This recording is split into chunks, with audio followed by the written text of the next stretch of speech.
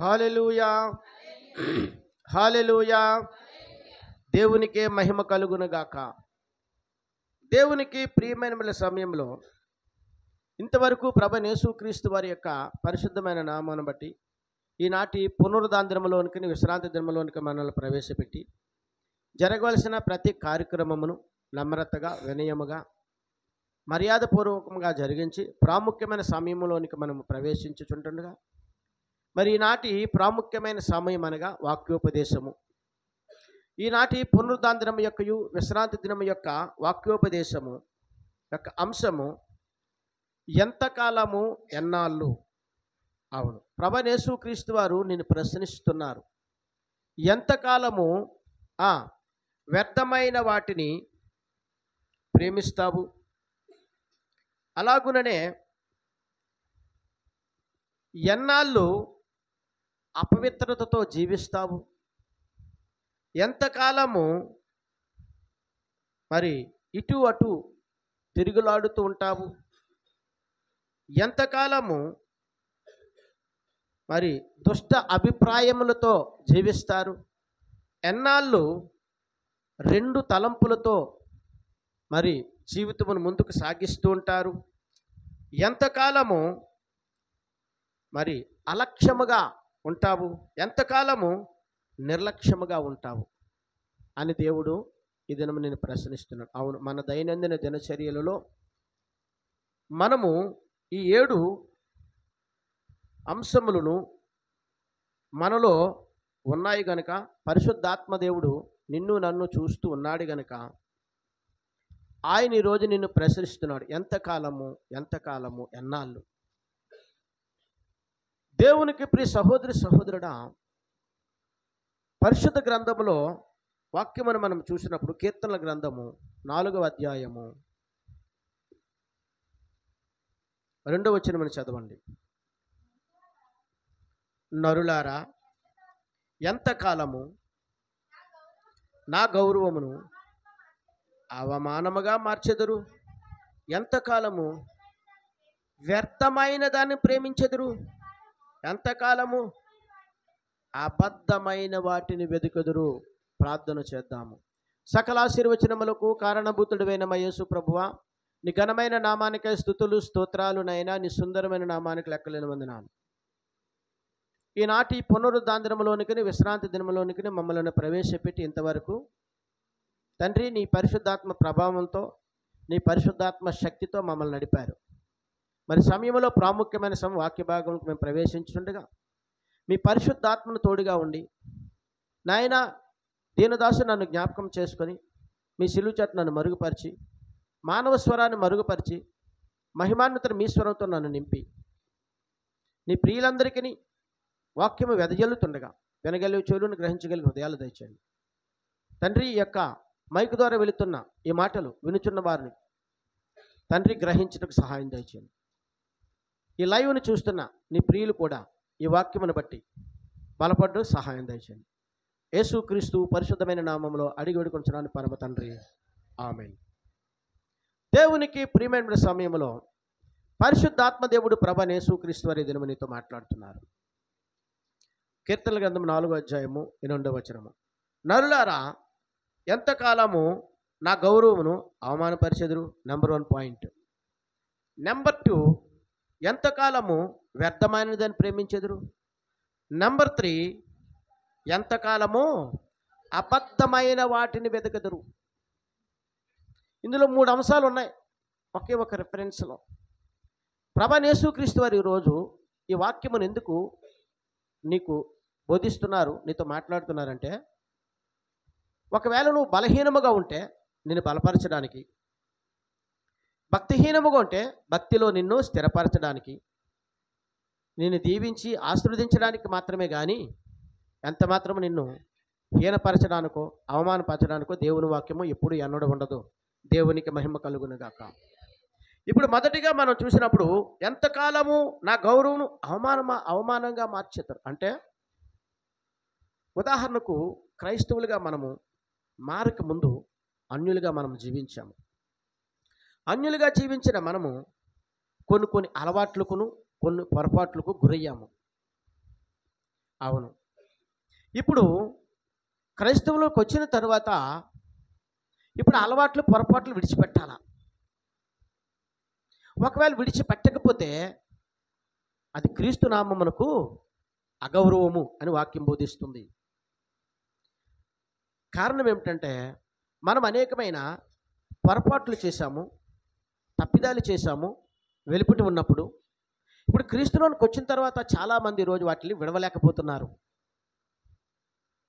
పరిశుద్ధాత్మ దేవుడు నీతో మాట్లాడుతున్నది అటువంటి వారి కొరకు మాట్లాడుతున్నాడు. ఆయన అందరి కోసం కాదు. ఆయన విడిస్తే మంచిది, దేవుడు నిన్ను ఆశీర్వదిస్తాడు. నీ పట్ల, నీ కుటుంబం పట్ల దేవునికి గౌరవం ఏర్పడుతుంది.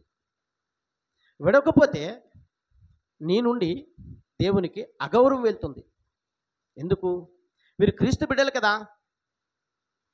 ఒకప్పుడు వీరు తప్పుడు మార్గంలో ఉన్నారు, మంచిది. కానీ ఇప్పుడు క్రీస్తుని ప్రకటిస్తున్నారు కదా. మరి యేసుక్రీస్తు పరిశుద్ధమైన వాడు అంటారు కదా.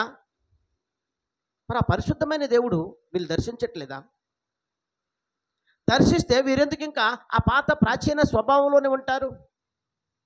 నూతనమైన స్వభావము ఎందుకు వీరు పొందలేకపోయారు అని నీలో నుండి అగౌరవం బయలు వెళ్తుంది. దేవునికి మహిమ కలుగునుగాక. అందుకే ఈరోజు ప్రభువైన యేసుక్రీస్తు నీతో మాట్లాడుతున్నారు. ఎంతకాలము నా నామమును అగౌరవపరుస్తావు అని ఆయన అంటున్నాడు. ఎంతకాలము నా నామమును అవమానపరుస్తావు? నీ దైనందిన దినచర్యల వలన, నీ క్రియల వలన అని ఈరోజు మాట్లాడుతుంది. నిజమే కదా. చాలామంది కొన్ని అలవాట్లకు బానిసై వాటిని విడవలేక, వాటిని విడిచిపెట్టలేక ఏం చేస్తున్నా మరల వాటిల్లో కొనసాగుతుంటారు. అది ఎవరికి తెలుసు? నా సంగతి మీకు తెలియదు, మీ సంగతి నాకు తెలియదు. కానీ నీ సంగతి, నాకు సంగతి పరిశుద్ధాత్మ దేవుడికి తెలుసు. దేవుని మహిమ కలుగును గాక. నువ్వేం చేస్తున్నావు ఆయనకు తెలుసు కదా. అందుకే ఈరోజు నిన్ను ప్రశ్నిస్తున్నాడు. ఎంతకాలం ఇంకా చీకటి జీవితంలో జీవిస్తున్నావు? ఎంతకాలం ఇంకా చీకటి పనులే చేస్తున్నావు? అది నా నామమునికి అవమానము కదా. అందుకే ప్రభువైన యేసుక్రీస్తు వారి ఈ యొక్క పునరుద్ధానంలో మాట్లాడుతున్నారు. ఉంటే వెచ్చగా ఉండండి, లేకపోతే చల్లగానైనా ఉండగాని నిలువెచ్చని జీవితాలు జీవించకండి. ఎందుకంటే అది దేవుని నామమునికే అవమానము. అటువంటి అవమానమైన జీవితం మనం జీవించకూడదని, అటువంటి రహస్య పాపములను ఇంకా మెయింటైన్ చేయొద్దని ప్రభువైన యేసుక్రీస్తు వారు ఈరోజు నీతో స్పష్టంగా మాట్లాడుతున్నారు. దేవునికే మహిమ కలుగునుగాక. ఒకవేళ అలా చేస్తే దేవునికి ప్రియ సహోదరి సహోదరుడా, ఆ శాపము నీ వరకు కాదు. నీకున్న సుఖభోగములను బట్టి జీవించేస్తావు. కానీ బైబిల్లో రాయబడి ఉంది, తల్లిదండ్రులు చేసిన పాపములు పిల్లలను పడేస్తానన్నాడు. దేవునికి మహిమ కలుగునుగాక. మనం పాఠ్యభాగంలో చదువుకున్నాం కదా. మరి నీవు తల్లిగా తండ్రిగా రహస్య పాపములు మెయింటైన్ చేస్తూ నీ సుఖానుభవమును నువ్వు జీవించి నువ్వు మరణమైతే తరువాత నీ రక్తం పంచుకున్న బిడ్డలు వారు నీ పాపమును పాలు పంచుకోవాలి. ఏమండి? అది చాలా ప్రమాదకరమైన పరిస్థితి. వెలుపటి వారు ఎలా ఉన్నారో మనకు అనవసరం. కానీ క్రీస్తు దగ్గరకు వచ్చిన తర్వాత నీ జీవితము 100%, 50 కాదు, 90 కాదు, 99.9 కాదు, 100% మారిపోవాలి. దేవునికి మహిమ కలుగునుగాక. అయితేనే దేవుని నామము నీ నుండి గౌరవపరచబడుతుంది. ఎందుకు? ఒకవేళ నువ్వు చేయకపోయినా అన్నారు అనుకో, ఆయన చూస్తున్నాడు, ఆయనకు తెలుసు నీ జీవితము. కనుక ఈ పునరుద్ధానంలో యేసయ్య మాట్లాడుతున్నాడు నీతో, నా నామముకు గౌరవం తెచ్చే రీతిగా జీవించండి. దేవునికే మహిమ కలుగునుగా. రెండో మాట చూసినప్పుడు దేవునికి ప్రియమైన ఎంతకాలం వ్యర్థమైన దానిని ప్రేమించెదరు. మానవ జీవితంలో వ్యర్థమైనది ఏంటి చెప్పండి? మన శరీరము కదండి. చనిపోయిన చేపకి రేటు ఉంటుంది, చనిపోయిన రొయ్యకి రేటు ఉంటుంది. ఏమండి? ఈ లోకంలో అంతరించే ప్రతిదానికి ఒక రేటు ఉంది, కానీ అంతరించే మనిషికి రేటు లేదు. ఉందంటారా? లేదండి. మనిషి తిరుగులాడుతున్నప్పుడు మనిషిని గౌరవిస్తారు, చనిపో అవసరం లేదండి. ఆ అవయవం ఏమైనా శక్తిహీనమైందనుకోండి, ఆ మనిషి ఇంక లెక్కలో లేనట్లే, వాడికి వాల్యూ లేదు. దాన్ని ఏమంటారు? కర్మఫలము. మనిషిగా పుట్టిన ప్రతి ఒక్కడు కర్మఫలం అనుభవించాలి. దేవునికే మహిమ కలుగును గాక. ఇది జంతువులకు లేదు, పక్షులకు లేదు. మీరు గమనించండి. నేలపాకు పురుగులకి లేదు, నింగిలో ఎగిరే పక్షులకి లేదు. ఈ కర్మఫలం ఒక మనిషికి మాత్రమే ఉంది కర్మఫలము. ఎందుకో తెలుసా? అన్నింటిని అనుభవిస్తాడు, అన్నిటి మీద అధికారం ఉంది. అన్నిటికన్నా శ్రేష్టమైనది మానవ జన్మ గనుక దేవునికే మహిమ కలుగును గాక. గనుక దేవుడు శ్రేష్టమైన జీవితాన్ని ఇస్తూ పక్కన పెట్టాడు. నువ్వు ఎటువంటి పనులు చేస్తే దానివల్ల నువ్వు ఫలితం అనుభవించక తప్పదు. కర్మఫలం అంటారు దాన్ని. ఈ కర్మఫలం అనేది ప్రతి ఒక్కడు అనుభవించవలసిందే. చాలామంది అంటారు చనిపోయిన తర్వాత నరకము, చనిపోయిన తర్వాత ఇంకా అక్కడ తీర్పులు ఉండవు, తీర్పు తర్వాత డైరెక్ట్గా వెళ్ళిపోతావు. కానీ కొన్ని దేవుడు ఇక్కడ అనుభవింపజేసే నిన్ను తన దగ్గరికి తీసుకుంటాడు. ఎందుకంటే ప్రతి మనిషిని ఫుల్గా ఏం చేస్తాడు? ఫిల్టర్ చేస్తాడు ఆయన. ఫిల్టర్ ఏమండి? మనిషి తాగే నీరే ఫిల్టర్ వాటర్ తాగుతున్నాడు. మరి మనిషి జీవితాన్ని దేవుడు ఫిల్టర్ చేయడా? దేవుడు తన దగ్గర తీసుకునేటప్పుడు నిన్ను ఫిల్టర్ చేస్తాడు. కొన్ని దినాలు సిక్ అయ్యావంటే, కొన్ని దినాలు ఇంకా నడవలేని స్థితి, లేకపోతే ఇంక కొన్ని దినాలు జనారణ్యంలో నీ ఉనికి లేని స్థితి అంటే నిన్ను ఫిల్టర్ చేస్తున్నాడు దేవుడు. నిన్ను స్వచ్ఛంగా తీసుకోవాలి ఆయన. అంటే దాన్ని అంటారు కర్మఫలము. ప్రతి ఒక్కరు ఇక్కడ కర్మఫలం అనుభవించాలి. జాగ్రత్త అండి. అది వెలుపుటి వారికి తెలియదు కనుక వాళ్ళు అలా సాగిపోతున్నారు. కానీ మనకు దేవుడు బోధిస్తున్నాడు కనుక మన జీవితాలు మనం మార్చుకుందాం. దేవునికి మహిమ కలుగును గాక. అది నీకు చాలా సేఫ్టీ. ఇప్పుడు ఈ శరీరము వ్యర్థమైనది, కానీ ఈ శరీరాన్ని దేవుడు మనుషులు చాలా ప్రేమిస్తున్నారండి. శరీరాన్ని ప్రేమించుకోవడం తప్పు కాదు, కానీ శరీరాన్ని కామవాంఛలతో జీవింపజేయడం తప్పు. అది చాలా తప్పు. ఖచ్చితంగా ఇక్కడ అనుభవించేస్తారు. కనుక శరీరం మీద వ్యామోహమును తగ్గించండి అని పునరుద్ధాన దినములో ప్రభువైన యేసుక్రీస్తు నీతో మాట్లాడుతున్నారు. ఎందుకు? ఈ శరీరం ఎవరిది? దేవునిది. ఈ ఆత్మ దేవునిది, ఈ ఊపిరి దేవునిది. This belongs to this properties belongs to from Yesukristu. 1 కొరింథీయులకు రాసిన పత్రిక 6వ అధ్యాయము 19-20 ఆయన అంటాడు. చదవండి ఒకసారి. 1 కొరింథీయులకు రాసిన పత్రిక 6వ అధ్యాయము, మీ దేహము దేవుని వలన మీకు అనుగ్రహింపబడి మీలోనున్న పరిశుద్ధాత్మ ఆలయమై ఉన్నది కదా. మీరు మీ సొత్తు కాదు, విలువ పెట్టి కొనబడిన వారు కనుక మీ దేహముతో హల్లెలూయా దేంతో మహిమపరచాలి? దేహముతో దేవుని మహిమపరచండి. మీరు మీ సొత్తు కాదు. దేవుడు చెప్తున్నాడు, నీకు నీ దేహం మీద అధికారం లేదు. నీ ఇష్టానుసారంగా వాడుకోవద్దు నీ దేహాన్ని. నా దేహమని కాస్ట్లీ సబ్బు రాయడము నా దేహమని, కాస్మెటిక్స్తో మెయింటైన్ చేయడం నా దేహమని, ఖరీదైన వస్త్రాలు తొలగించి మంచిది. కానీ దేహం అది దేవునికే అధికారం ఉంది. నీకు అధికారం లేదు కనుక ఈ దేహమునకు యజమానులు ఎవరు? దేవుడు, నువ్వు కాదు. చాలామంది అంటారు నా ఇష్టం, నా ఒళ్ళు. ఎక్కడుంది నీ ఒళ్ళు? ఎక్కడుంది నీ శరీరము? నీ శరీరానికి విలువే లేదు. ఎందుకంటే ఆ ఊపిరి ఉన్నంత వరకే నీ శరీరానికి ప్రకాశము, ఆకర్షణ, వివేకము. ఆ ఊపిరి కాస్త ఆగిపోతే వ్యర్థము నీ శరీరము. ఒకవేళ ఊపిరి ఉన్నా దేవుడు నిన్ను కర్మఫలం అనిపించడానికి అప్పగించాడు అనుకోండి, ఊపిరున్నా నువ్వు వాటర్ లిస్ట్లో లేనోలివే. దేవునికే మహిమ కలుగును గాక. కనుక ఈ శరీరం మీద వ్యామోహమును పెంచుకొనవద్దు అని ప్రభువైన యేసుక్రీస్తు వారు చెబుతున్నారు. ఇది ఎవరిది? దేవునిది. ఇది ఎవరికి ఉపయోగపడాలి? దేవునికే ఉపయోగపడాలి. నెక్స్ట్ నీ భర్తకు ఉపయోగపడాలి, ఆ నెక్స్ట్ నీ భార్యకు ఉపయోగపడాలి, ఆ నెక్స్ట్ నీ పిల్లలకు ఉపయోగపడాలి. అంతవరకే నీకు ఇచ్చాడు అధికారం. దేవునికే మహిమ కలుగునుగా. అంతేగాని నీ ఎర్రగా ఉన్నాను, సన్నగా ఉన్నాను, పొడుగ్గా ఉన్నాను, తెల్లగా ఉన్నాను అని నీ ఇష్టానుసారంగా నీ శరీరమును వాడుకుంటే ఒక దినాన్ని నువ్వు కర్మఫలం పంపిస్తావు. నువ్వు సొత్తు కాదు, మీరు నా ప్రాపర్టీ, నేను మిమ్మల్ని విలువ పెట్టి కొనుక్కున్నాను. గనుక మీ దేహంతో నన్ను మాత్రమే మహిమపరచండి. నన్నంటే నన్ను కాదండి, దేవునికి మహిమ కలుగునుగాక. హల్లెలూయా. కానీ మనిషి ఇంకా అధికారాన్ని చలాయిస్తూ ఉన్నాడు.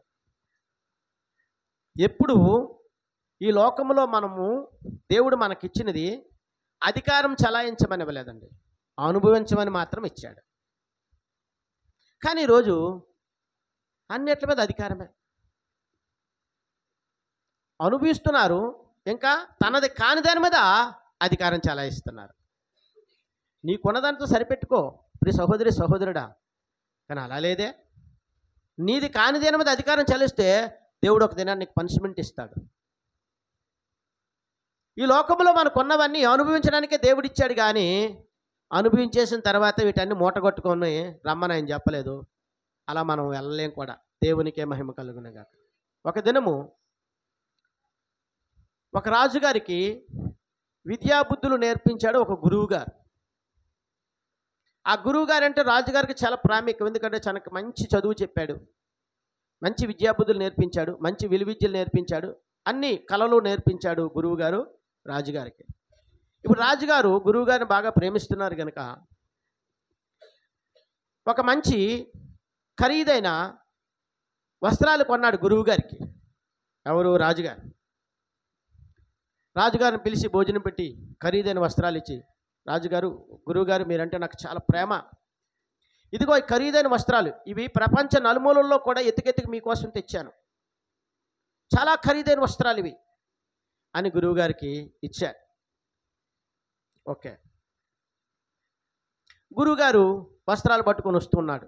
దారిలో ఒక వస్త్రహీనమైన వ్యక్తి కనిపించాడు. తన ఒంటి మీద సరిగా బట్టలు లేవు, చలికి వణుకుపోతున్నాడు. గురువుగారు చూసి ఈ ఖరీదైన వస్త్రాలు ఆ వ్యక్తికి ఇచ్చేశాడు. ఈ విషయము అక్కడ ఉన్నవారు ఎవరో చూస్తారు కదండి. మన దగ్గర ఉండవండి, మీకు తెలుసో లేదా, మన విషయాలు మన దగ్గర ఉండవు, వెళ్ళిపోతుంటాయి. సెల్ ఫోన్ కూడా అంత ఫాస్ట్ లేదండి, మనిషి మాత్రం అంత ఫాస్ట్గా పంపించేస్తుంటాడు, ఫుల్, మరి తిరగలేదు. ఈ విషయము రాజుగారి దగ్గరికి వెళ్ళిపోయింది. రాజుగారు బాధపడ్డారు, కానీ ఏమనలా. ఓకే. రెండవసారి మరలా గురువుగారిని భోజనానికి పిలిచారు. మరలా రాజుగారు ఒక మంచి బంగారు కడియం చేయించి ఇచ్చారు గురువుగారికి. ఇంచుమించు ఒక 5-10 తులాలు ఉండొచ్చు. గురువుగారు ఆ కడియము వేసుకొని రాజుగారి గృహం నుంచి బయటకు వస్తున్నారు. తన మార్గ మధ్యలో వచ్చేసరికి చాలా ఆర్థికపరమ ఇబ్బందుల్లో, అప్పుల్లో మునిగిపోయిన కూడా ఆత్మహత్య చేసుకోబోతున్నాడు. వాటిని చూశాడు గురువుగారు. నాయన, ఈ యొక్క అరణ్యంలో ఊరేసుకుంటున్న ఏంటి పరిస్థితి అన్నాడు. ఎందుకు గురువుగారు? ఎందుకు స్వామి, నా బ్రతుకు చాలా చిన్నాభిన్నం అయిపోయింది, నేను అప్పుల్లో మునిగిపోయాను, ఇప్పుడు బ్రతికిన సుఖం లేదు, నేను అప్పులు తీర్చలేను, కనుక నేను చనిపోవాలనుకుంటున్నాను. నాని, ఎంత బాకీ? నాకు ఒక 5 లక్షలు అప్పు ఉంటుంది గురువుగారు. మరి 5 లక్షలు కడి ఉంది కదా, కడిని తీసి ఇచ్చేసాడు. ఈ విషయం రాజుగారి దగ్గరికి వెళ్ళిపోయింది. వాడు రక్షింపబడ్డాడు. అక్కడ చనిపోయేవాడు రక్షింపబడ్డాడు, మంచిది. ఇప్పుడు రాజుగారికి చాలా కోపం వచ్చిందండి. ఇంకా లాభం లేదు, గురువుగారి దగ్గరికి వెళ్ళాడు రాజుగారు. గురువుగారు నేను ఒక విషయం అడగాలన్నాడు. అడుగు నాయనా అన్నాడు. నేను వస్త్రాలు ఇచ్చాను ఖరీదైనవి, ఎక్కడ ప్రపంచ నలుమూలలో కూడా దొరకలేని వస్త్రాలు అన్నవి, మిమ్మల్ని ప్రేమించి ఇచ్చాను, మీకు ఇచ్చాను, మీరు గురువుగారు అలా చేశారు. ఆ ఎవడో అనామకుడికి ఇచ్చేశారు ఆ ఖరీదైన వస్త్రాలు. మంచిది, సరే, అదేదో సరిపెట్టుకుంటే బంగారు కడియం, ఏమండి, అంత ఖరీదైన కడియం బంగారం, అది మేలుం బంగారం. అటువంటి నెంబర్ 1 మేలుం బంగారం కడియించి తయారు చేసి ఇస్తే గురుగారు ఆడికి ఎవడికో ఇచ్చేశారు. అసలు నేను మిమ్మల్ని ప్రేమించబడి బట్టి మీరు మరి తిరిగి దానాలు చేయడం అదేం బాగలేదు గురుగారు అన్నాడు. మంచిది నాయనా, ఒక మాట చెప్తాను వింటావా అన్నాడు. చెప్పండి గురుగారు, మీరు ఏది చెప్పినా చిన్నప్పటి నుంచి వింటూనే ఉన్నాను కదా. ఇప్పుడు నీవు నాకు బహుకరించావు, ఇప్పుడు బహుకరించిన ఆ వస్తువు మీద నీకు అధికారం ఉంటుందా, నాకు అధికారం ఉంటుందా అని గురువుగారు అడిగారు. మీకే ఉంటుంది. మరి అలాంటప్పుడు నువ్వెందుకు నన్ను అడుగుతున్న అబ్జెక్షన్ చేస్తున్నావు? మీకు అర్థమైంది కదా. వస్తువు అనేది మనం ఎవరినైనా ప్రేమించి ఓ పిల్లలకో లేకపోతే పెద్దలకో బహుమానం, ఒక బర్త్డే గిఫ్టో లేకపోతే ఒక వెడ్డింగ్, ఓ పెళ్లి కానుకో లేకపోతే ఇంకోటి ఇంకోటి మనం ఇచ్చామనుకో, ఇచ్చిన తర్వాత ఇంటికి వెళ్ళి కాపలు ఉంటావా నువ్వు? ఉంటే బాగుంటుందా? మనం ఇచ్చేసాం, ఇంకా దాని మీద మనకు అధికారం లేదు. ఉందంటారా? ఉంటుందంటారా? ఉండదు. ఇప్పుడు ఇచ్చేసిన వారు అది ఏం చేసుకుంటారో, జాగ్రత్తగా దాచుకుంటాడో లేకపోతే ధర్మే చేస్తాడో లేకపోతే ఇంకోటే చేస్తాడో, ఆ పొందుకున్న వాని ఇష్టం, అందుకున్న వాని ఇష్టం కదా. అవును. మరి నువ్వెందుకు ఇచ్చేసిన దాని గురించి మరలా నువ్వు నన్ను అడుగుతున్నావు అంటే ఇంకా ఇచ్చిన ప్రాపర్టీ మీద నీకు అధికారం ఉందన్నమాట. నువ్వు పూర్తిగా విడవలేదు. అలాంటప్పుడు నీ దానంలో ఫలమేముంటుంది? అంతే కదా. దానం అంటే ఏమిటి? మనకున్న సర్వ హక్కులను అవతల వాళ్ళకి ఇచ్చేస్తాం, అది దానం. ఇంకా దాని మీద మనకి ఎటువంటి హక్కు ఉండదు. ఉంటుందంటారా? దాని మీద సర్వ హక్కులన్నీ మనం ఇచ్చేసే వరకు ఉంటాయి. చిన్నప్పుడు ఒక సినిమా చూశాను, చిన్నప్పుడేం కాదు, యవ్వన కాలంలోనే, అంటే చాలా కాలం. ఆ సినిమాలో ఒక ఆవిడ పట్టు చీర ఎరువు పట్టుకెళ్తుంది, ఇచ్చిన ఆవిడ పేట పట్టుకొని తిరుగుతూ ఉంటుంది వెనకాల. పెళ్ళికి వెళ్తుంది ఆవిడ, ఈవిడ పక్కన ఉంటుంది. నీకు చెప్పారా పెళ్ళికని అడిగితే, నాకు చెప్పలేదు. ఎందుకు వచ్చావంటే, నువ్వు నా చీర కట్టుకును కదా. నేను నీ చీర కట్టుకుంటే మరి ఎక్కడ పడితే అక్కడ కూర్చుంటే ఆ చీర మాసిపోదు, అందుకు పేట పట్టుకొని తిరుగుతాను అన్నదట. అంటే ఇప్పుడు అధికారం ఎవరికి ఉంది? ఇప్పుడు ఉంటుందంటారా? అది ఎరువు కాబట్టి సరిపోయింది, కానీ అదే పూర్తిగా బహుమానం అయితే మనకు అధికారం ఉంటుందా? ఉండదు. అలా గురువుగారు రాజుగారికి చెప్పినప్పుడు రాజుగారికి లైట్ వెలిగింది. తప్పు అయిపోయింది గురువుగారు అని తన తప్పును తాను ఒప్పుకొని మరలా తన గృహానికి వెళ్ళాడు. ఇందులో నీతి ఏంటంటే, ప్రభువైన యేసుక్రీస్తు వారు మనం చదువుకున్న లేఖనాల ప్రకారంగా నీ దేహమో నీది కాదంటాడు. అన్నాడులేదు దేవుడు. ఇప్పుడు మీరెవరో, మీరు విలువ పెట్టి కొనబడ్డారు. దేవుడు ఖచ్చితంగా చెప్తున్నాడండి బైబిల్ గ్రంథంలో, మీరు నా సొత్తు అన్నాడు ఆయన. మరి ఆయన సొత్తు మనమై ఉన్నప్పుడు నీ ఇష్టం ఎలా ఉంటుంది? శరీరం మీద అనుభవించినంత వరకే. నీకు శరీరం మీద అధికారంగా నీ ఇష్టానుసారి శరీరాన్ని వాడుకోకు. నీ ఇష్టానుసారంగా నీ శరీరాన్ని కామ క్రోధ మద మచ్చరాలకు అప్పగించుకో.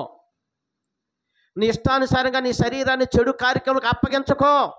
ఎందుకంటే నువ్వు సొత్తు కాదని యేసయ్య చెబుతున్నాడు బైబిల్ గ్రంథంలో. మరి ఎటువంటి బైబిల్ గ్రంథం చెప్పిన వాక్య ప్రకారం నడవకపోతే మరి ఆయన నామమును అగౌరవపరిచినట్లే కదా, ఆయన నామమును అవమానపరిచినట్లే కదా. అప్పుడు నువ్వు ఎలా క్రైస్తవురాలు అవుతావు? జాగ్రత్త. మనిషికి దేవుడు ఒకటి నిర్ణయించాడు, కర్మఫలము. అది ఎక్కడ అనుభవించాలి?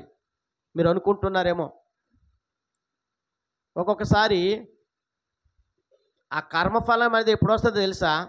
యవ్వన కాలంలో రావచ్చు, నడి వయసులో రావచ్చు, వృద్ధాప్యంలో కూడా రావచ్చు.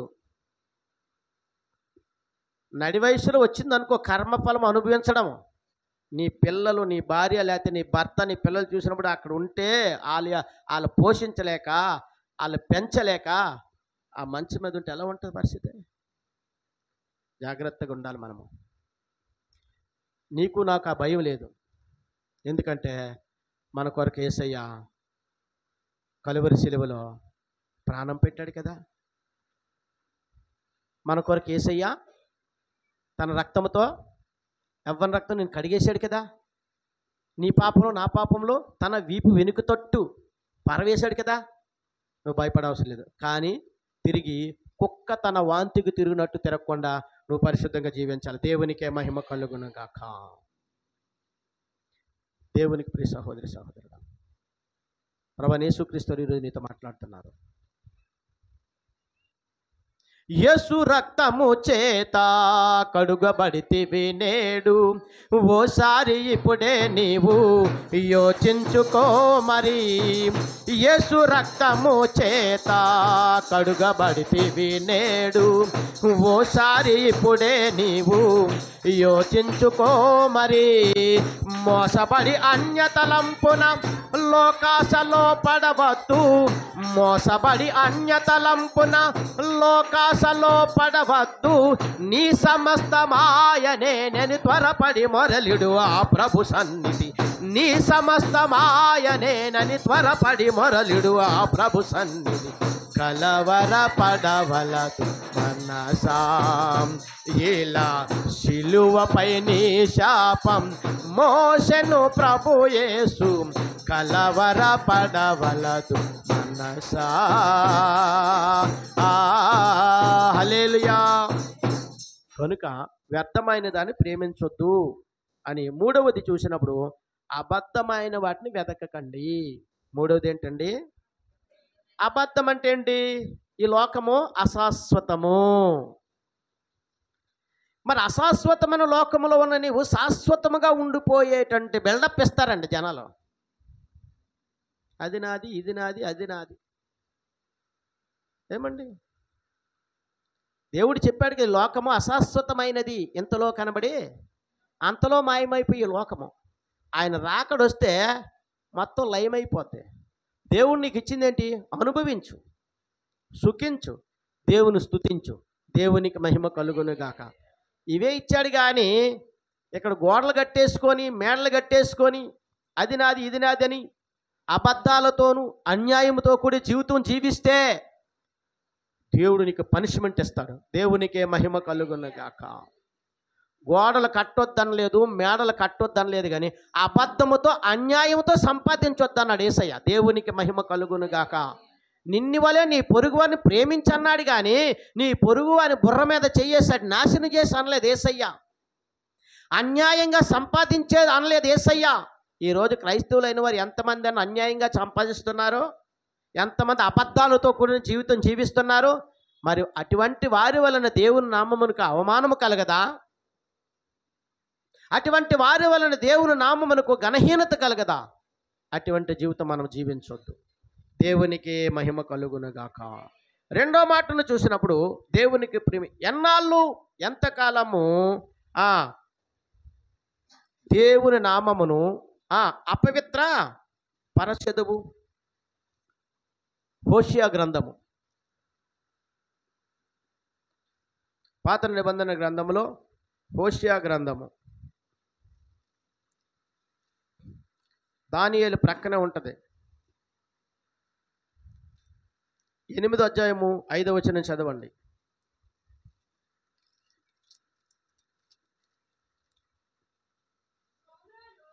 షోమ్రోను ఆయన నీ దూడను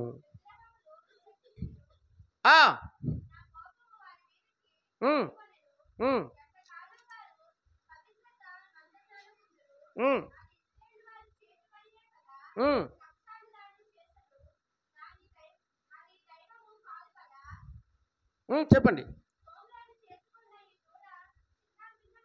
హల్లెలూయా.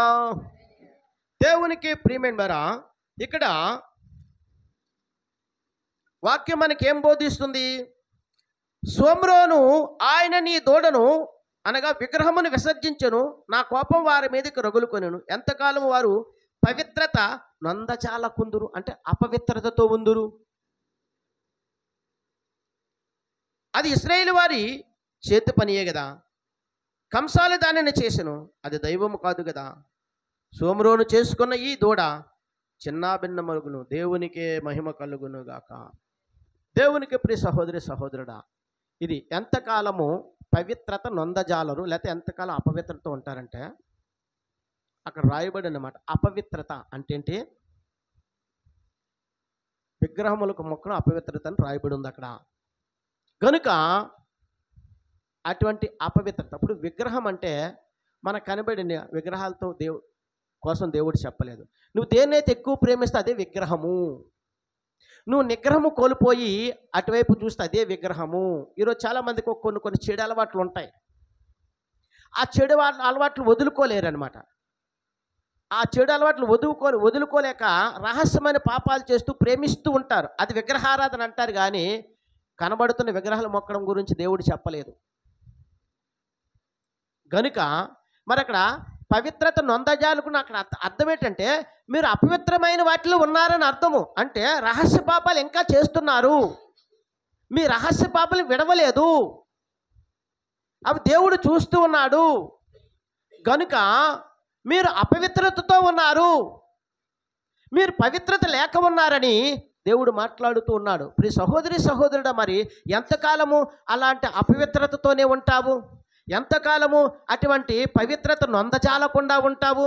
ఇంకా రహస్య పాపం చేస్తూనే ఉంటావా? ఇంకా రహస్యంగా అలవాట్లను కొనసాగిస్తున్నావా?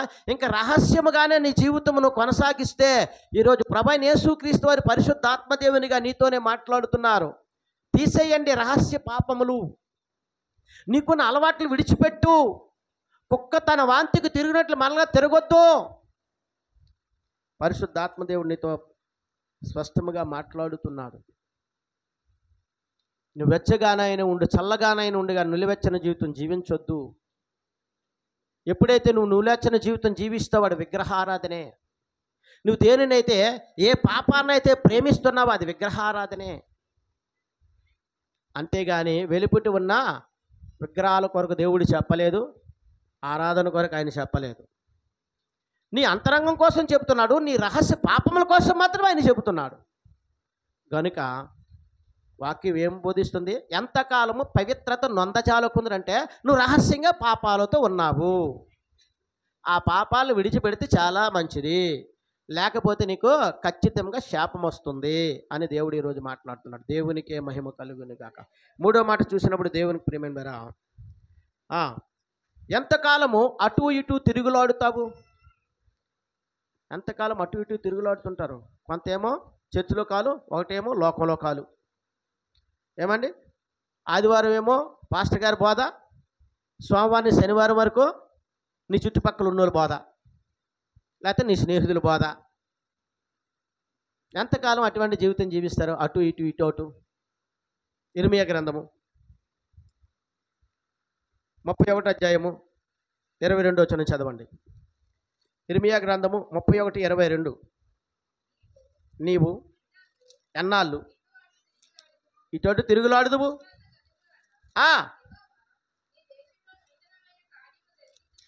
అవును అవును,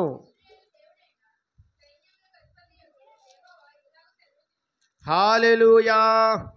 దేవునికి ప్రియమైన వారా, వాక్యమును మరొకసారి నేను ధ్యానము చేస్తున్నాను, జాగ్రత్తగా వెంబడించండి. నీవు ఎన్నాళ్ళు ఇటు అటు తిరుగులాడుదువు? విశ్వాసఘాతకులారా, యెహోవా నీ దేశములో నూతనమైన కార్యము జరిగించుచున్నాడు, స్త్రీ పురుషుని ఆవరించును. ఎంతకాలము డబుల్ గేమ్ ఆడుతావు? ఏమండి, ఎంతకాలము దేవునితో 50%, దెయ్యంతో 50% ఉంటావు? ఏమండి, ఎంతకాలము మనుషులు కనబడినప్పుడు ఒక జీవితం జీవిస్తున్నావు, నీ రహస్యముగా ఇంకొక జీవితం జీవిస్తున్నావు? That is wrong. అది చాలా తప్పని యేసయ్య అంటున్నాడు ఈరోజు. ఎంతకాలం ఇటు తిరిగి మనస్తత్వం కలిగి ఉంటావు? ఉండి యేసయ్య సన్నిధిలో యేసయ్య మాటలు వింటున్నావు కనుక యేసయ్య బోధన వింటున్నావు, లేదా విడిచిపెట్టి యేసయ్యనే. యేసు ప్రభువే చెప్పాడు కదా, అయితే వెచ్చగా ఉండండి, లేకపోతే చల్లగా ఉండండి, నులివెచ్చగా ఉండొద్దు. ఆ నులివెచ్చని జీవితము నీ జీవితానికి భయంకరము. దేవునికి మహిమ కలుగును గాక. నీ జీవితానికి శాపము. దేవునికే మహిమ కలుగును గాక. గనుక ఎంతకాలం అటు ఇటు తిరిగే స్వభావంతో ఉండకండి. ఏమండి, అటు ఇటు తిరిగే స్వభావము దేనికి పనికిరాదండి, చివరికి నరకానికే పోవాలి. మరి ఎంతకాలము దేవుని సన్నిధిలో ఉండి ప్రార్థన చేసి ఉపవాసం ఉండి దేవుని వాక్యాన్ని విని ఇప్పుడు నరకానికే పోతావా? మరి ఆ 50% ఎక్కడెందుకు? ఆ లోకంలో కలిసిపో. లోకస్తులతో స్నేహం చేస్తున్నావు కదా. ఏమండి, దేవుడు ఏమన్నాడు? ఈ లోకస్తులతో స్నేహం దేవునికి వైరం కాదా? వైరమే కదా. అలాగని లోకస్తుల్ని చెడ్డ చేయమని దేవుడు చెప్పట్లేదు. వాళ్ళ అలవాట్లు తీసుకోకో. ఏమండి, వారి అలవాట్లు నువ్వు నేర్చుకోకంటాడు యేసయ్య. అంతేగాని లోకస్తులు ప్రేమించకో. లోకస్తులతో విరోధులుగుండు, నీ చుట్టాలతో విరోధిగుండు, నీ బంధువులతో విరోధిగుండు, నీ వంశస్థులతో విరోధిగుండు, నీ కుటుంబంతో విరోధిగుండు. యేసయ్య చెప్పలేదండి. వారుకుని చెడు నువ్వు నేర్చుకోకు, నీతో మంచిని పంచు. ఒకవేళ అది తీసుకోకపోతే అక్కడ కట్ చేసి నీ మార్గంలో బ్రతుకన్నాడు యేసయ్య. దేవునికి మహిమ కలుగును గాక. ఎందుకు? పెద్దల సామెత ఉంది కదా, 6 నీళ్ళతో సహవాసంతో వారు వీరైపోతారట. అందుకే అన్నది గ్రంథం ఏంటి, సహవాసుదోచే గునే భవంతు. వేదం ఏం చెప్తుంది? సహవాసుదోచే గునే భవంతు అన్నది. అంటే ఎక్కువ అలవాట్లట స్నేహాల వల్ల వస్తాయటండి. స్నేహాలు పాడు చేసేస్తాయి మనుషుల్ని, అది ఏ వయసు గలవారైనా అంతే కదండి. అబద్ధానికి బలం ఎక్కువ ఉంటుంది, నిజానికే బలం తక్కువ ఉంటుంది.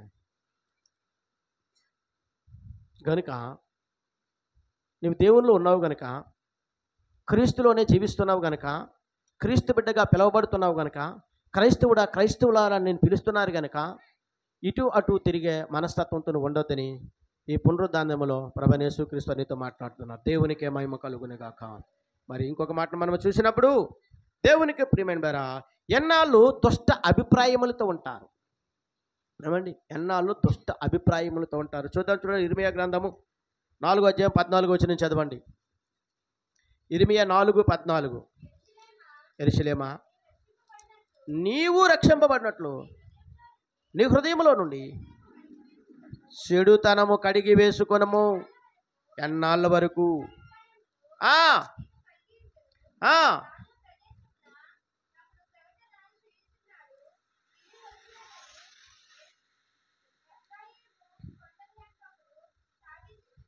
చాలండి. దేవునికే మహిమ కలుగును గాక. దేవునికి ప్రియమైన వాక్యం నేను మరొకసారి చదువుతున్నాను చూడండి.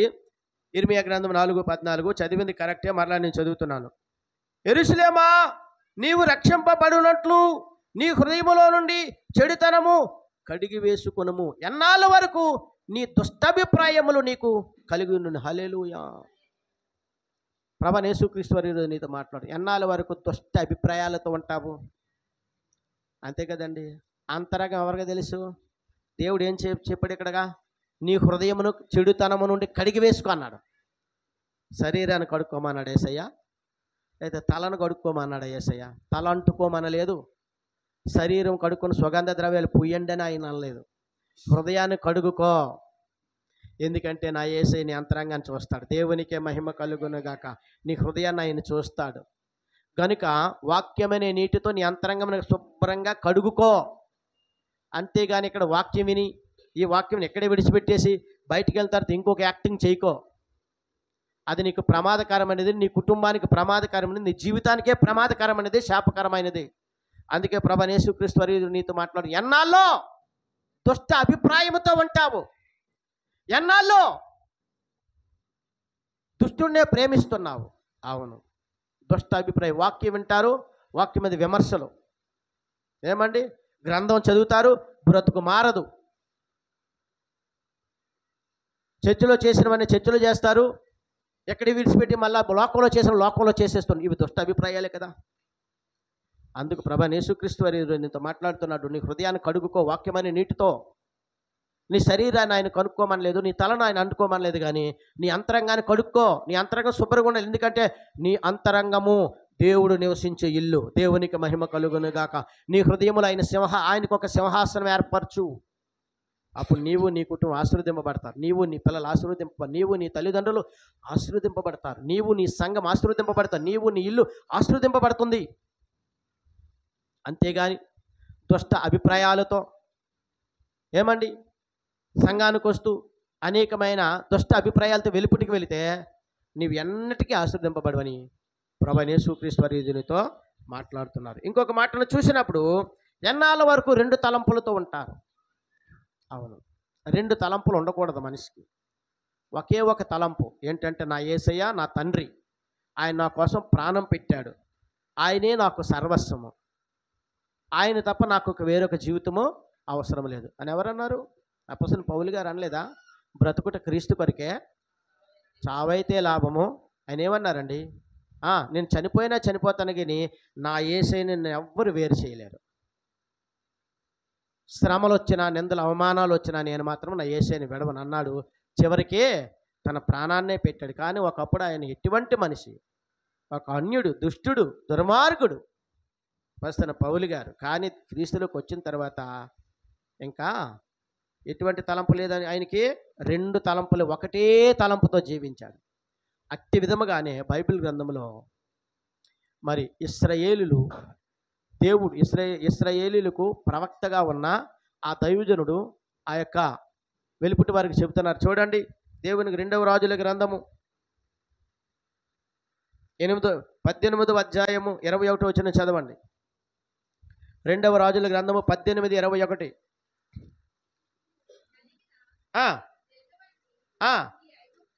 అవును కదా.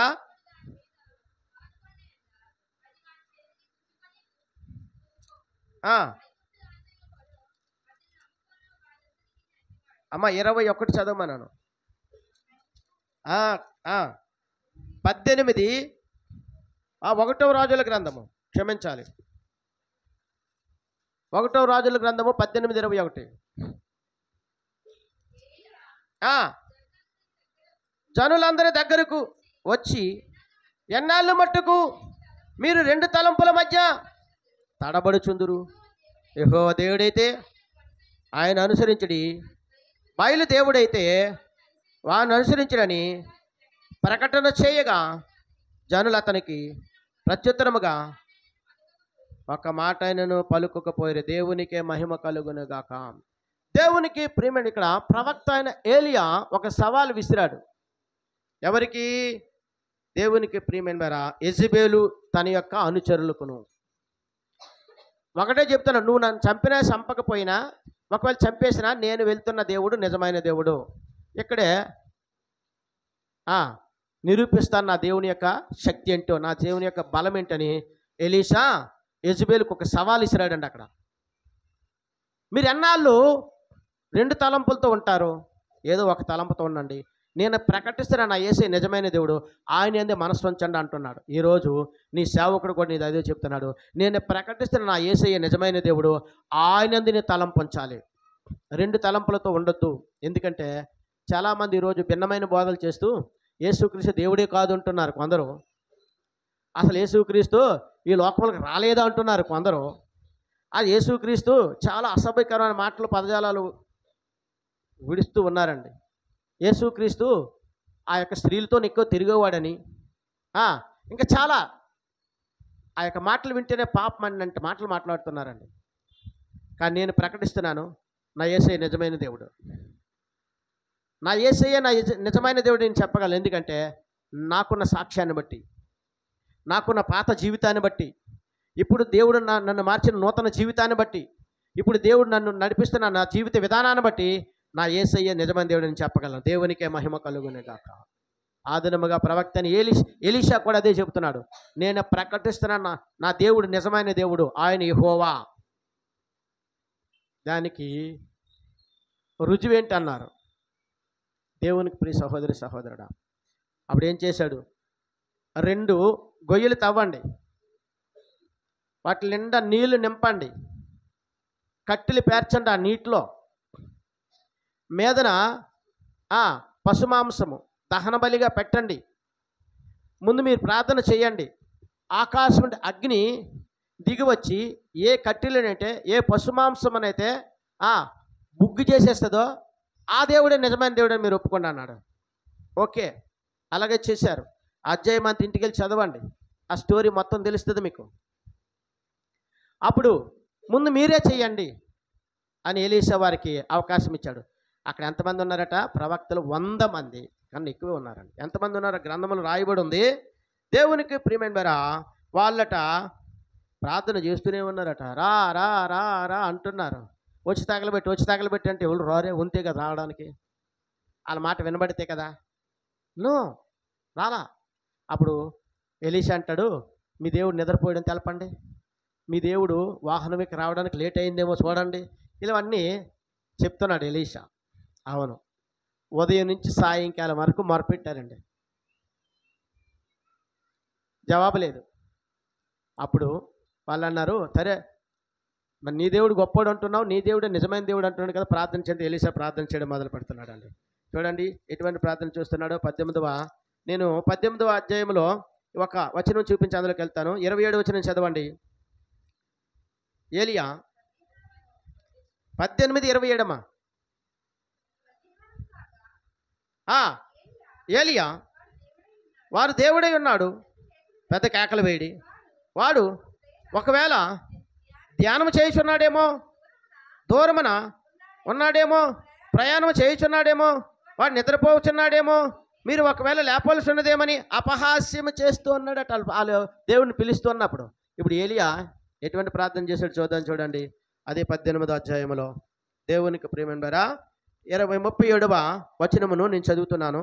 యెహోవా నా ప్రార్థన ఆలకించుము, యెహోవా అయిన నీవే దేవుడివై ఉన్నావనియు, నీవు వారి హృదయములను నీ తట్టు తిరగజేయదువనియు ఈ జనులకు తెలియనట్లుగా నా ప్రార్థన అంగీకరించమును. అతడు ఎలాగో ప్రార్థన చేయుచుండగా యెహోవా అగ్ని దిగి దహన బలి, పశువును, కట్టెలను, రాళ్ళను బుగ్గిని దహించి కందకమందున నీళ్ళారిపోయిన. దేవునికే మహిమ కలుగునుగాక. దేవుని ప్రభావం దిగిపోయింది అక్కడ. ఈరోజు కూడా అదే ప్రభావం ఉంది, ఈరోజు కూడా అదే శక్తి ఉంది. మీరు నమ్మాలి.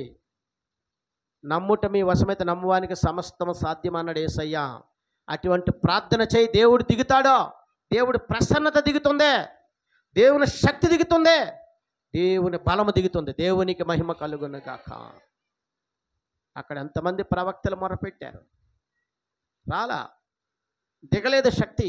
ఎందుకంటే వారు పిలుచుచున్న దేవుడు కాదు కనుక. కానీ ఎలీషా ఇశ్రాయేలు సవాల్, నేను పిలిస్తే నా దేవుడు దిగుతాడు. అవును, నా యేసయ్య పిలిస్తే పలికే దేవుడు అండి. దేవునికి మహిమ కలుగునుగాక. ఎందుకంటే నా యేసయ్య జీవము గల దేవుడు, నా యేసయ్య మరణమును గెలిచిన దేవుడు, నా యేసయ్య మరణాన్నే గెలిచి మహిళను నిలిచిన దేవుడు, నా యేసయ్య సజీవుడు గనుక నువ్వు పిలిస్తే ఖచ్చితంగా ఆయన వస్తాడు. ప్రార్థనాపూర్వకంగా పిలిపి సహోదరి సహోదరుడా. అంతేగాని ఎలా ఉండకూడదు, రెండు తలంపులతో ఉండకూడదని ప్రభువైన యేసుక్రీస్తు వారి రోజు నీతో స్పష్టంగా మాట్లాడుతున్నారు. మరి ఇంకొక వాక్యం నేను చెప్తున్నాను. సంఖ్యాకాండము 14:11 చదవండి. ఇదేంటట, ఎంతకాలము అలక్ష్యముగా ఉంటారు యెహోవా, ఎన్నాళ్ళ వరకు ఈ ప్రజలు అలక్ష్యము చేయుదురు, ఎన్నాళ్ళ వరకు నేను వారి మధ్యన చేసిన చూచి నన్ను నమ్మకయుందురు,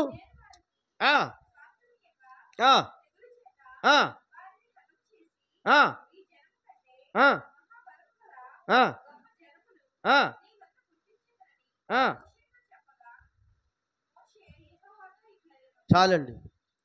దేవునికి ప్రియ సహోదరి సహోదరుడా, ఇక్కడ ఈ యొక్క అసమానత ఎందుకు ఏర్పడింది, దేవునికి ఎందుకు కోపం వచ్చిందంటే, ఇశ్రాయేలు ప్రజలను దేవుడు ఐగుప్తు నుండి అరణ్యములలో కాచి కాపాడి, పగలు మేఘస్తంభమై రాత్రి అగ్నిస్తంభమై వాళ్ళు నడిపించి, ఎర్ర సముద్రం పాయలుగా చేల్చి ఇశ్రాయేలు అందరినీ కాచి కాపాడి, మరి ఐగుప్తు జనాంగమును ఆ యొక్క శత్రువులను ఆ యొక్క ఎర్ర సముద్రం ముంచివేసి ఒక శ్రేష్టమైన కానానులోనికి తీసుకుని వెళ్ళాడు. దేవునికి మహిమ కలుగునుగాక. మరి ఇదెంత కరెక్ట్ అయిన ప్రత్యక్షత అండి. దేవుడు చూపించాడు కదా, అనేకమైన కార్యాలు పొందుకొని వస్తున్నారు కదా ఐగుప్తు నుండి వీళ్ళు. అసలు మొట్టమొదటిగా చెప్పాలంటే 430 సంవత్సరాలు బానిసత్వంలో ఉన్న వారిని నడిపించాడు దేవుడు. దానిని చూసేనా నమ్మాలి. ఇప్పుడు కానానులోనికి వెళ్ళే ముందుగా ఆ పొలిమేరలో ఆపిన తర్వాత మోషేతో దేవుడు ఏం చెప్పాడంటే, ముందు వెళ్ళి ఆ దేశాన్ని చెక్ చేసుకుని రమ్మన్నాడు. మీకు అనువుగా ఉందా లేదా? ఓకే. మోషే 12 గోత్రాల్లో 12 మందిని ఎన్నుకొని, అందులో యెహోషువ కాలేబులు కూడా ఉన్నారు, పంపించాడు. పంపించినప్పుడు అక్కడ ఎవరున్నారు? నెఫీలీలు అంటే వాళ్ళు ప్రపంచంలోని ఉన్నత దేహులు, చాలా బలమైన వారు. అవును.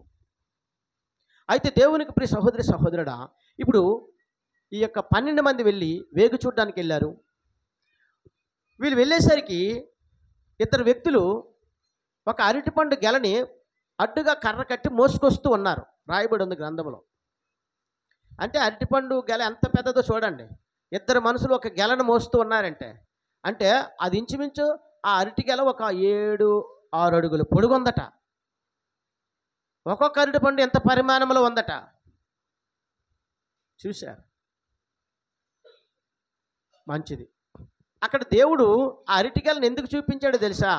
మీరు ఈ కానానులోనికి వచ్చిన తర్వాత ఎంత సమృద్ధిగా మిమ్మల్ని నేను ఆశీర్వదిస్తాను, సమృద్ధి కలిగిన పంటలను ఇస్తాను, పాలు తేనెలు ప్రవహించే గొప్ప ప్రదేశముగా కానాను చేస్తానని చూపిస్తే, ఈ వేగు వెళ్ళిన 12 మందిలో 10 మంది ఏం చూశారు తెలుసా? మోసుకొస్తున్న మనుషులు చూశారు. అక్కడ పంటను చూడలేదు. ఈరోజు మనం అంతే. దేవునికి ప్రియ సహోదరి సహోదరుడా, నువ్వు భయపడుతున్న వారిని చూసి ఎందుకు నువ్వు భయపడుతున్నావు? వెలుపటి వారికి నిరీక్షణ లేదు, భయపడుతున్నారు. కానీ నీ నిరీక్షణ ఉంది. నా యేసే నన్ను స్వస్థపరుస్తాడు, నా యేసే నన్ను ఆశీర్వదిస్తాడు, నా యేసే నా కోసం ప్రాణం పెట్టాడనే నిరీక్షణ కలిగి ఉన్నావు కదా, నీకెందుకు భయము? అసలు ఎవరిని చూస్తున్నావు? యేసు ప్రభువుని చూడు. ఈ లోకంలో రోగాలు రుష్టులతో బాధపడుతున్న మనుషులు చూడకు. లేకపోతే ఈ లోకంలో నీకన్నా ఉన్నతమైన వారిని చూసి భయపడద్దు. నా యేసే అసాధ్యములు స్వసాధ్యములు చేస్తాడు. దేవునికి మహిమ కలుగును గాక. ఇప్పుడు 10 మంది వచ్చేసారు మోషే దగ్గరికి. వచ్చి అంటారు, నాయనా వాళ్ళు ఎలా ఉన్నారో తెలుసా? చాలా ఉన్నత దేహులు, వాళ్ళతో మనం యుద్ధం చేయలేము సరికదా, ఒక్కడే 100 మందిని చంపినట్టుకున్నారు. ఆ ఐగుప్తులో ఉండిపోతే మంచిది కదా, అక్కడే చచ్చిపోతే మంచిది కదా, వాళ్ళ చేతుల్లో చంపడానిక నువ్వును నీ దేవుడు మమ్మల్ని తీసుకొచ్చాడు అంటున్నారండి. చూడండి అక్కడ 13 అధ్యాయము 20 నుంచి చదవండి. 23 చదవండి.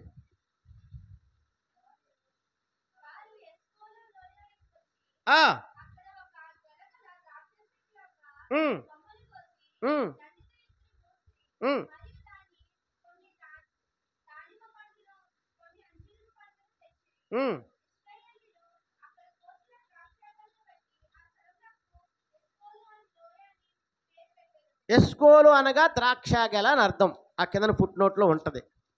మంచిది. అయితే దేవునికి ప్రియమైన బరా, ఇప్పుడేమో యెహోషువ కాలేబులు మోషేకి ఏం చెప్తున్నారంటే, ఆ ప్రదేశం చాలా మంచిది, అక్కడ చాలా బాగా పంటలు పండుతున్నాయి, మనకు సమృద్ధి కలిగిన ఆహారం కూడా దొరుకుతుంది అక్కడ అని చెప్పారు. కానీ మిగతా 10 మంది ఏం చెప్తున్నారు చూడండి, పేజీ తిప్పండి. 30 వచ్చిన చదవండి.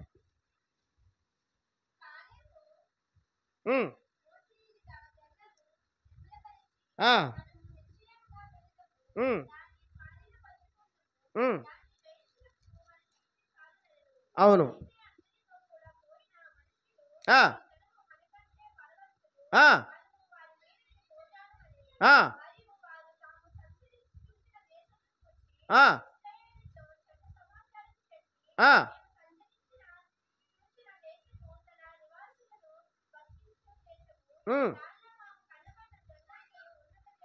అవును.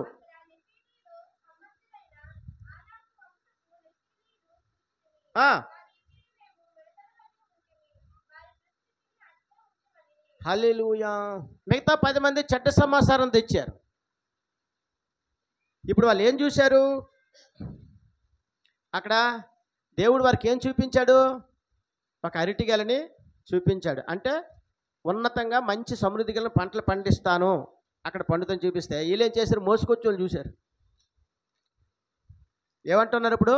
వాళ్ళు మనకన్నా బలవంతులు, వాళ్ళు మనకన్నా ఉన్నత దేహులు, వాళ్ళ దృష్టి మేము చిన్న చిన్న మిడతల్లా కనిపించాము, మనల్ని చంపేస్తారు వాళ్ళు అనగానే ఇశ్రాయేలు పెద్దలు చూడండి ఏం చేస్తున్నారు. ఆ 14వ అధ్యాయము 1వ వచనం చదవండి.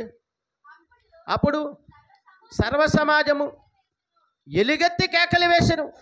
ప్రజలు ఆ రాత్రి ఎలుగెత్తి ఏడ్చిరి. మరి ఇశ్రాయేలు అందరూ సనుగుకొనిరి. ఆ సర్వ సమాజము, అయ్యో ఐగుప్తులో మేమేలా చావలేదు,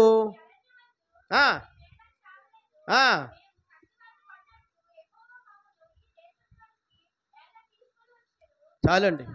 తర్వాత మొత్తం అంతా ఇంటికి వెళ్ళి చదవండి. దేవునికి ప్రియ సహోదరి సహోదరుడు, ఇప్పుడు వీళ్ళు ఏం చేస్తున్నారు? మోషే దగ్గరికి వచ్చి, నువ్వెందుకు మమ్మల్ని ఐగుప్తులో తీసుకొచ్చావు? అక్కడే చచ్చిపోతాం కదా, మా పిల్లలు మా భార్యలతో ఆ చేతిలో చంపడానికి తీసుకొచ్చావా అని కేకలు వేస్తే దేవునికి కోపం వచ్చేసిందండి. దేవుని కోపం వచ్చి వీళ్ళందరిని ఒక్క దెబ్బకి చంపేస్తానంటాడు. అక్కడ మనం చదువుకున్నాం 1వ పాఠ్య భాగము. అప్పుడు మోషే అంటాడు, ప్రభువాను వాళ్ళని చంపొద్దు, ఒకవేళ చంపితే అది నీకు చెడ్డ పేరే కదా. చూడండి అక్కడ దేవునికి ప్రియమైన 15 వచనం చదవండి. కాబట్టి నీ ఒక దెబ్బతో ఈ జనులను చంపినడలా నీ కీర్తిని గూర్చి వినిన జనములు ప్రమాణపూర్వకముగా తాను ఈ జనులకిచ్చిన దేశమందు వారు చేర్చుటకు శక్తి లేక యెహోవాను అరణ్యములో సంహరించి చెప్పుకుందరు. దేవునికి మహిమ కలుగునుగాక.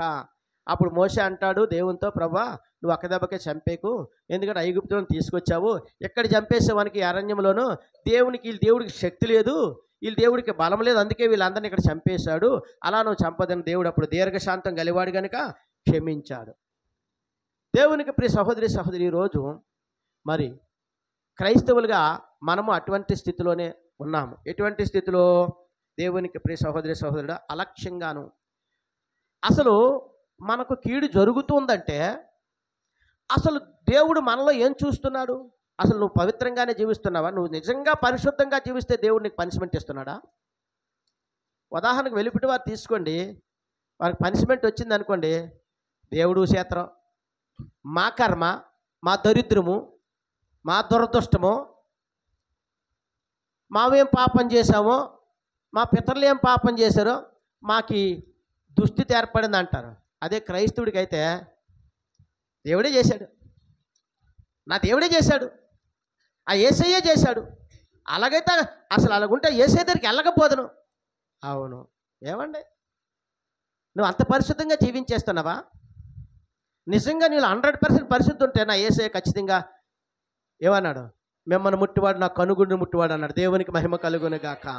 నీలో లోపాలు ఉంచుకొని, ఏమండి నీలో అపవిత్రత ఉంచుకొని, నీలో అన్యాయం ఉంచుకొని, నీలో అబద్ధం ఉంచుకొని, దేవుని నామమును అపవిత్రతతో ఘనహీనంగా జీవిస్తున్న నీవు మరి నీకు ఏమండి నీకు రోగం వచ్చిందని, నీకు ప్రమాదం జరిగింది దేవుని దూషిస్తావా? మరి ఇదివరకు చేసిన మేళ్ళన్నీ ఎక్కడ మర్చిపోయావు? ఇశ్రాయేలు ప్రజలు అలాగే దూషిస్తున్నారు ఇప్పుడు.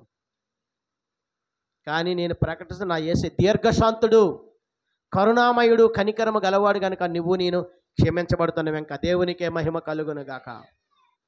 దేవుడి మీద ఎప్పుడు తోసేకండి,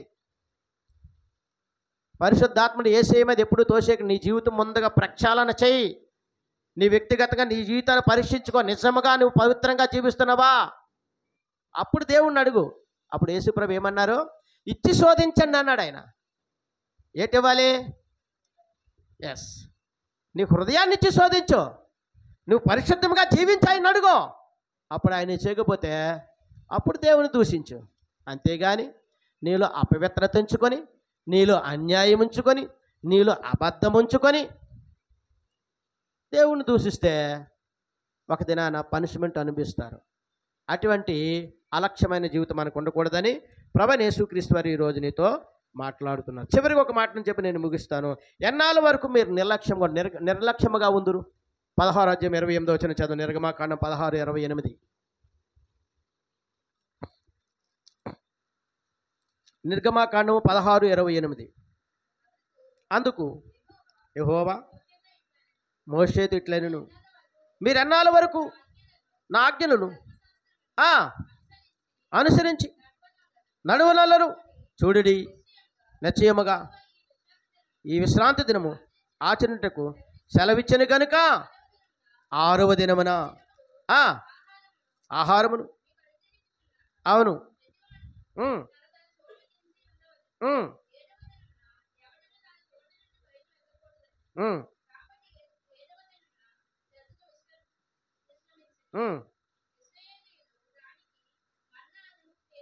దేవునికే మహిమ కలుగును గాక. చాలండి. ఇప్పుడు నీ సేవకుని ద్వారా మాట్లాడుతున్నది మన్నా, ఆత్మీయ ఆహారము.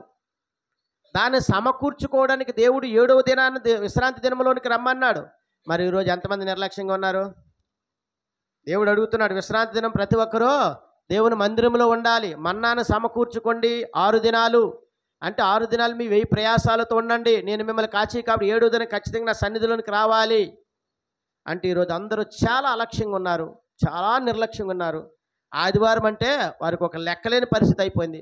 ఆదివారం అనేది మీరు ఏదో అనుకుంటున్నారు కానీ బైబిల్ గ్రంథం రాయబడి ఉంది, ఆదివారము దేవుని యొక్క మందిరముపై అగ్ని వలయాకారంగా ఉంటుంది. దేవునికి మహిమ కలుగును గాక. అది నిన్ను నీ కుటుంబాన్ని రక్షించి సంరక్షించి పోషిస్తుంది. గొప్ప ఆశీర్వాదం. ఈనాటి పునరుద్ధాన దినము యొక్క ఈ విశ్రాంతి దినము యొక్క ఆశీర్వాదం నీకు రావాలి అంటే దేవుని సన్నిధిలో గడపాలి. దేవుని వాక్యం అనే మన్నాను నువ్వు భుజించాలి. అప్పుడే నీకు ఆశీర్వాదం. నువ్వు నిర్లక్ష్యముగా ఉంటే, దేవుని సన్నిధిని నిర్లక్ష్యముగా ఉంటే, దేవుని యొక్క దినమని నిర్లక్ష్యముగా ఉంటే, దేవుని దినాన్ని నువ్వు నిర్లక్ష్యం చేస్తే, దేవుని సన్నిధిలో గడపవలసిన నీవు ఎక్కడో నీ ఇష్టానుసారం గడిపితే ఒక దినాన నీకు శాపం వస్తుంది.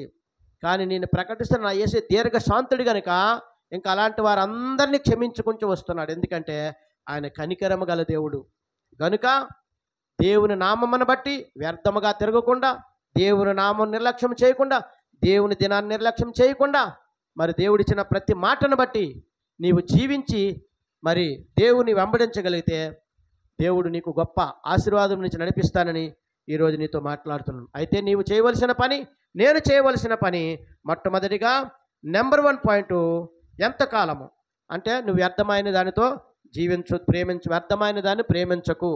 నెంబర్ 2, అపవిత్రతో ఉండొద్దు. నెంబర్ 3, ఇటు అటు తిరిగే జీవితం నీకు ఉండకూడదు. నెంబర్ 4, దుష్ట అభిప్రాయం నీకు ఉండకూడదు. నెంబర్ 5, 2 తలంపులతో నీవు ఉండకూడదు. నెంబర్ 6, అలక్ష్యముగా ఉండకూడదు. ఏమండి? ఆ నెంబరు 5 2 తలంపులు, నెంబర్ 6 అలక్ష్యము, నెంబర్ 7 నిర్లక్ష్యము. ఈ 6 నీలో ఉండకుండా నువ్వు దేవుని వెంబడించు. ఖచ్చితంగా నిన్ను, నీ కుటుంబాన్ని దేవుడు దీవించి ఆశీర్వదించడమే కాదు కానీ నీ ప్రతి ప్రార్థనకు దేవుడు జవాబిస్తాడు. దేవునికే మహిమ కలుగునుగాక. పరిశుద్ధాత్మ దేవుడిచ్చిన వాక్యం దీవించి ఆశీర్వదించునుగాక. ఆమేన్. ప్రార్థన చేద్దాం. సకల ఆశీర్వచనములకు కారణభూతుడైన మా యేసు ప్రభువా, నీ ఘనమైన నామానికే స్తుతులు స్తోత్రాలు, నీ సుందరమైన నామానికి లెక్కలేని వందనాలు. ఈనాటి పునరుద్ధాన దినంలోనికి, విశ్రాంతి దినములకు మమ్మల్ని ప్రవేశపెట్టి ఇంతవరకు నీ జీవపు ఊటలైన మాటలు మాకు ఇచ్చారు తండ్రి. పరలోకపు మన్నాను భుజం పనిచ్చారు, అందుని బట్టి స్తోత్రములు. విత్తిన వాక్యం 30 వంతులు 60 వంతులు కాక 100 వంతుల పంట కూడా సహాయం దయచేయండి. నీరు కట్టండి. రాతి నేలలలో మండల కంచెలలో కాక సారవంతమైన నేలపడి బలముగా నాటుకుని ఫలభరితంగా పనులు సహాయం దయచేయండి. యేసు క్రీస్తు పరిశుద్ధమైన నామంలో అడిగి వేడుకొంచున్నాను పరమ తండ్రి. ఆమేన్. దేవునికి ప్రియమైన వారి సమయంలో మరి